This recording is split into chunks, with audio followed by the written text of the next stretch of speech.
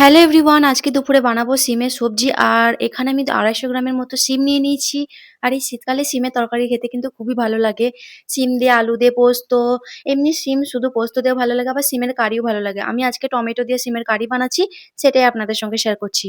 সিমের যে ২ সাইডে যে সিডগুলো থাকে সেগুলোকে এভাবে আমি ছাড়িয়ে নিয়ে ৩ কি ৪ টা করে পিস করে নিচ্ছি। আ এরকম না কেটেও কিন্তু সিমের কারিটা বানানো যায়, বাট আমি কেটেই বানালাম যেহেতু বড়, বড় সিমগুলো ছিল।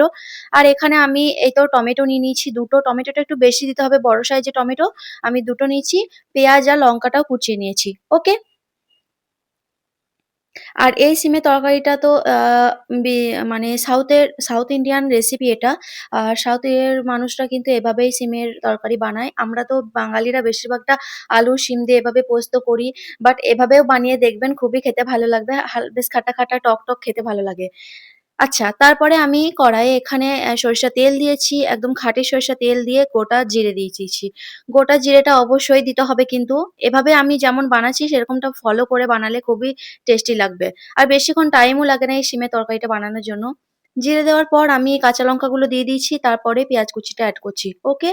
এরপরে পেঁয়াজ, কাঁচা লঙ্কা সমস্ত কিছু ব্রাউন হওয়া অব্দি ফ্রাই করে নিতে হবে যতক্ষণ না ব্রাউন কালার হয়ে আসছে। তারপরে টমেটোগুলোকে আমি এড করব। আচ্ছা, এই শিমের তরকারিটা বেশ কিছু মসলা না দিয়েও বানানো যায়। বাট আমি একটু মসলাটা ব্যবহার করেছিলাম। আপনারা চাইলে মসলাটা এভয়েড করতে পারেন। হালকা পাতলা মসলা দিয়েই ভালো লাগবে। তারপরে আমি এখানে টমেটোগুলো এড করে দিয়ে দিচ্ছি হচ্ছে লবণ। আর এই লবণটা হচ্ছে ওই রেড লবণটা একটু মিছরি, মিছরি টাইপের। এটা আমি মিক্সার জারে পেস্ট মানে গুঁড়ো করেই রেখে দিই, বাট শেষ হয়ে যাওয়ার কারণে এভাবেই আমি গোটা, গোটা দিয়ে দিয়েছিলাম।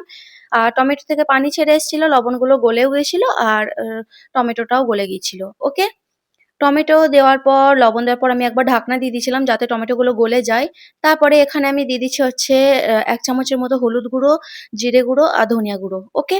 ধনিয়া গুঁড়োটা আপনারা স্কিপ করতেও পারেন কি নাও করতে পারেন, দিলে ভালো লাগবে, বাট অল্প, অল্প মসলাতেও ভালো লাগে খেতে। আচ্ছা, মসলাটা দিয়ে একটু কষিয়ে নিয়ে আমি এখানে শিমগুলো এড করছি। আর পরিমাণ মতো লবণটা আগেই দিয়ে দিয়েছি, সেজন্য আর লবণটা এড করছি না। শিমগুলো দিয়ে ভালোভাবে একটু ২ মিনিট ধরে কষিয়ে নিয়ে ঢাকনা দিয়ে দিয়েছি। একবার ঢাকনাটা খুলে আমি তারপরে আমচুর পাউডারটা এড করেছি। ওকে? আর এই তরকারিটা আমচুর পাউডারটা দিলে খুবই ভালো লাগে টকটক খেতে।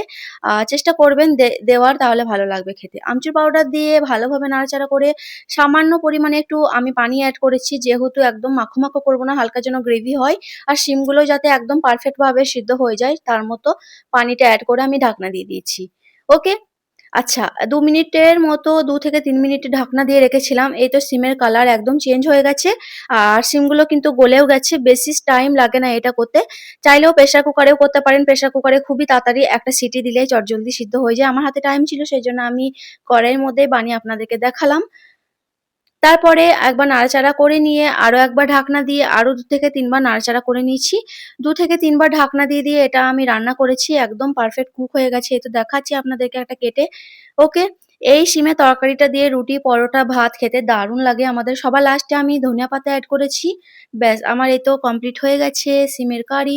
কেমন লাগলো আমার এই সিমের কারি রেসিপিটা অবশ্যই জানাবেন। আপনারা অবশ্যই ট্রাই করবেন এই শীতকালের। ওকে? ঠিক আছে, দেখা হচ্ছে পরের ভিডিওতে। Okay, bye. Take care. আল্লাহ হাফিজ।